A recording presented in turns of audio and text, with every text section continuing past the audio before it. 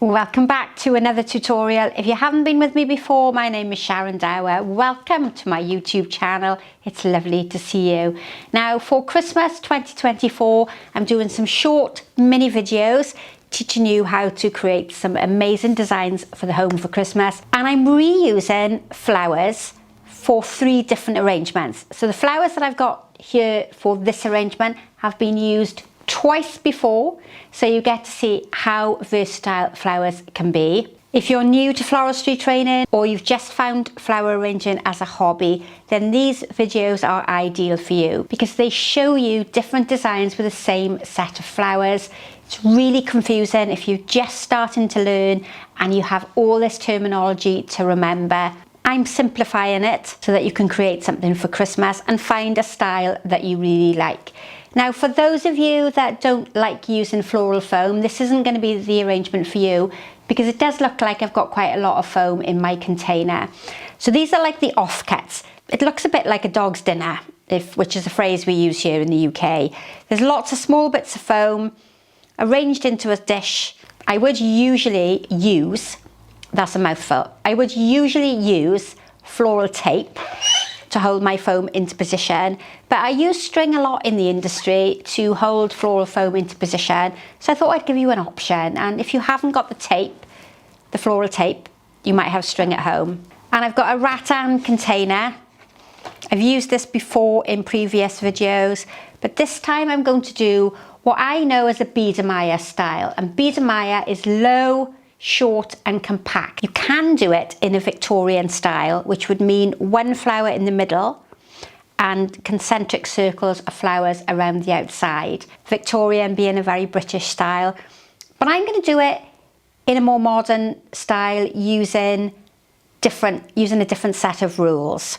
And for this, you need to have a low container. It doesn't matter if it's round or square or long or oblong, but it needs to be low, and the flowers are going to be really tightly arranged down low in the container, which is going to suit my flower choice really well because I've already cut them down and used them in 2 other previous arrangements. First of all, I'm going to introduce some oak leaves. Now these have been dried. I've dried these here. Came to me dyed in this lovely red.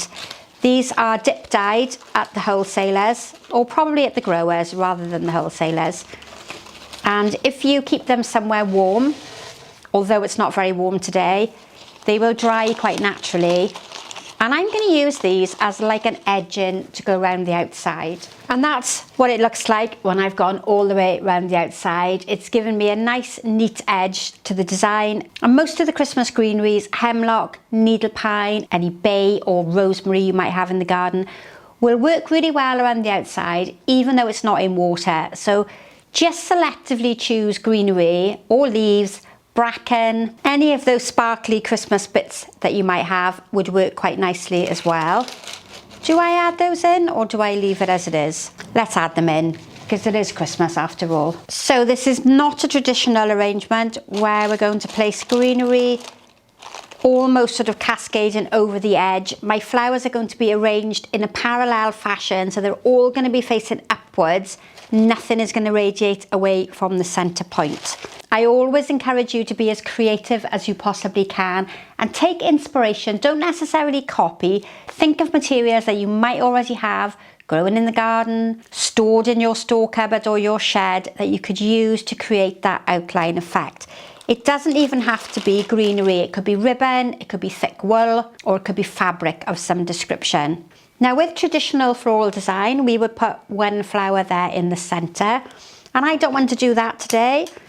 I'm going to place it off center so that we don't start that really symmetrical design. And you'll see that my flower is going in upright. It's not radiating away from the center. The best flowers to choose for this arrangement are round type flowers. You can't really do this with line flowers like stock or delphiniums.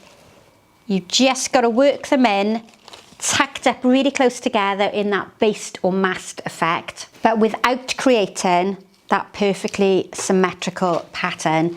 Now you could quite easily put some candles in here as well, but I'm just going to see how far the flowers will take me And I'm probably going to put in some orange, some dried oranges, because I want to pick up on the colours of the design. So you'll see from the overhead camera, it's compact, it's low down, it's massed together. And this is what we would refer to as a Biedermeier style. And I'm not creating that symmetrical pattern where everything is balanced on either side of an imaginary centre line. Now, if you don't want to spend a huge amount of money on creating a design for Christmas, this style with some supermarket chrysanthemums is going to work really well because they have that beautiful round shape. Flat flowers like gerbera or the chrysanthemum blooms work particularly well as a bunch of supermarket roses.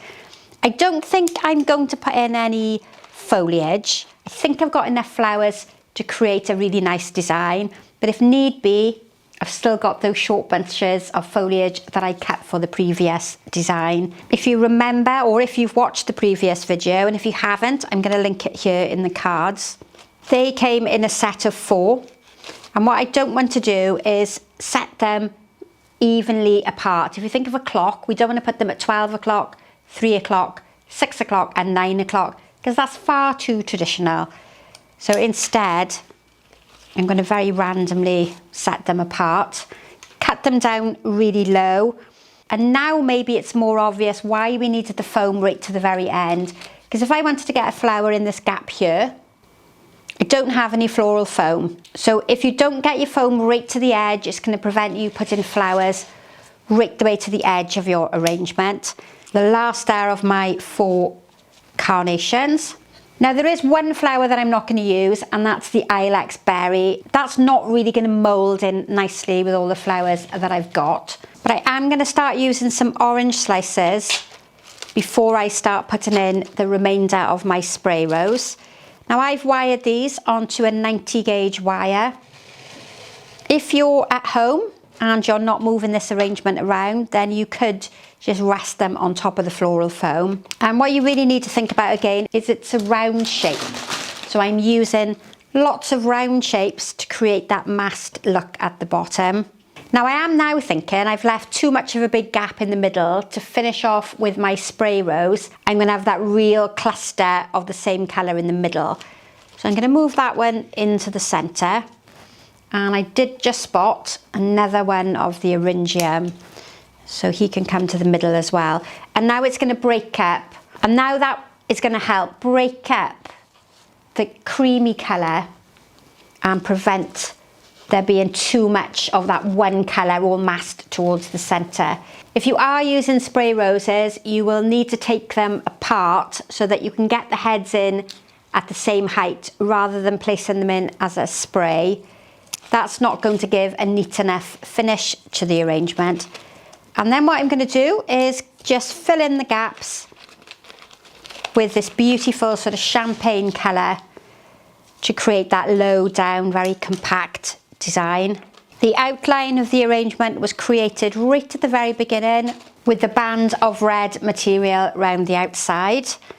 So we don't need to go wider, the shape has already been outlined. Grouping together some of your accessories works much better than spreading them out in the design individually. So we're just going to bulk up 2 of the positions and then keep filling in so that the colours are beautifully distributed and you get a flat top to your design. And then with some more of the leaves, I'm going to roll them and place them in little sections in the arrangement as well. So we're linking again that colour on the outside with the colour in the centre. These are quite flexible, so they're not breaking as I roll them. But these could be upright cinnamon sticks, it could be some cones, you could put some short little candles in there, but it's really just introducing that red that we've seen on the outside. Now I often say to you when you're creating floral designs to leave some space in amongst the flowers, but this is an exception. With the Biedermeier style, everything is really compact, squashed in together. You still need to be able to see all the individual flowers, but there is no negative space in between. So that, I think, is my finished design. Think about all the different round shapes that we use at Christmas, so cones, oranges, dried teasels or baubles or anything you might have with that decorative element, and you can make one of these very effective low down floral designs. Now it's time for me to say, don't forget to subscribe to the channel, add a comment in the box below and let me know what you think of this style. Do you like it or not? Let me know what country you're watching from and hit that notification bell if you want to be told every time I upload a new tutorial. So thank you as ever for watching. That's the final design with this set of flowers. I really don't think I can make anything else with them. But thanks for watching and I'll see you again very soon. Bye for now.